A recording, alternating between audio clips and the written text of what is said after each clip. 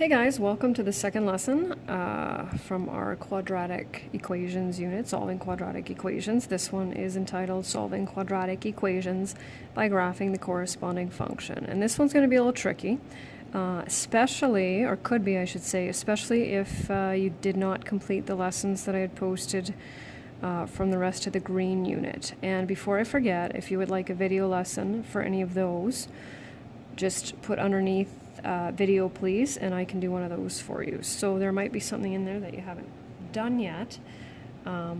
So I think my plan is just to do the first one and then sort of talk you through the second one. So this time we're going to solve by graphing it. We graphed parabolas in the previous unit. So the first thing that we want to do is make it equal to 0.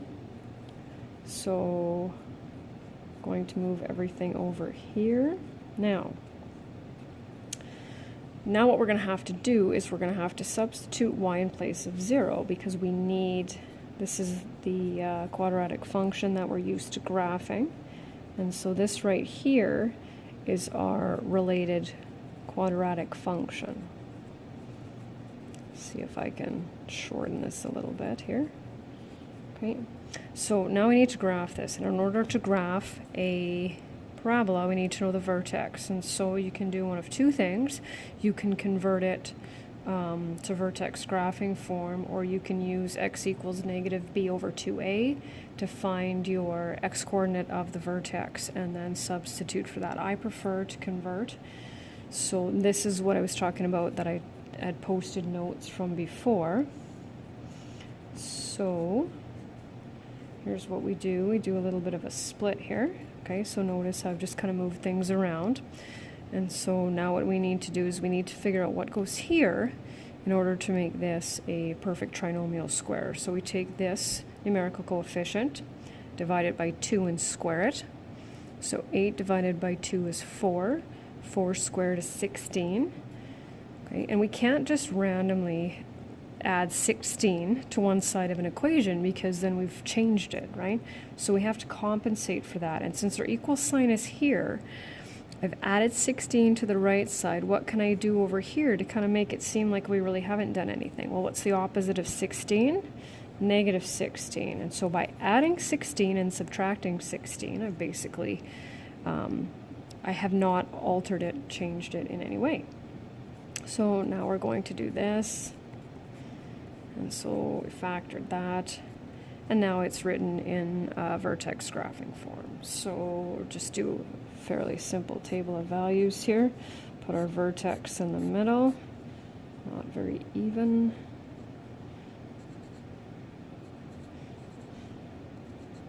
Okay, so we'll take this, we'll go 5 minus 4 is 1, 1 squared is 1, minus 1 is 0, and we know that that's going to be the same. 6 minus 4 is 2, 2 squared is 4, minus 1 is 3. So now we're ready to graph. So 2, 1, 2, 3, 1, 2, 3,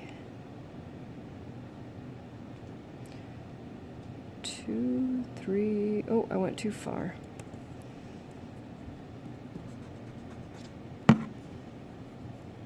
One, two, there we go, 3, 0. Okay, and there we go. So when we have solutions, we call them the roots.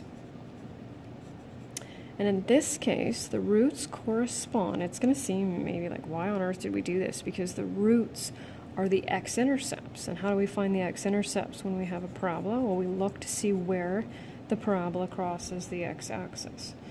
So whoops, x-intercepts. X-intercepts occur where y equals 0, so they're also known as zeros. So as you can see, our x-intercepts are 3 and 5, and those are the solutions.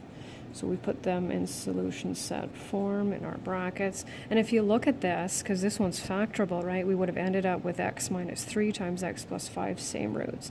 But remember, it specifically says that you have to graph using this method, so of course we have to do that. So what I'm going to do for the next one is just show you how I've already had it done and kind of just talk you through it a little bit. So this one is a little bit different, but I've still isolated it. Now this time I graphed it a bit different because it doesn't have to be converted, and depending on what your linear coefficient is. If it's even, I will convert it to vertex graphing. If it's odd, I usually do it this way. So I figure out what my intercepts are, because those are valid points on our parabola, and then what I did this time is I used x equals negative b over 2a to determine the x-coordinate of the vertex, or p, and then substituted that back into the equation to determine where it crosses the y-coordinate, or the q, of the vertex. And as you can see down here, I hope you can see that our vertex is not what interests us, so it doesn't have to be perfect, but we always need 5 points for a parabola. And so I put it in fraction form as well as decimal form. Here is where I did it both ways, so I did convert it. This is a little bit uglier, as you can see. 1 divided by 2 is a half squared is a quarter, and so I have it in both forms. Our intercepts, right, are points where they cross the x-axis, our roots, our zeros, and then our solution set. You can see that all this information here is the same. So I'm going to attach the assignment, and I think I might possibly tomorrow, or later on in the day maybe, just attach the answer key to it. But feel free to ask me any questions, and we'll talk to you guys tomorrow. Have a good rest of your day.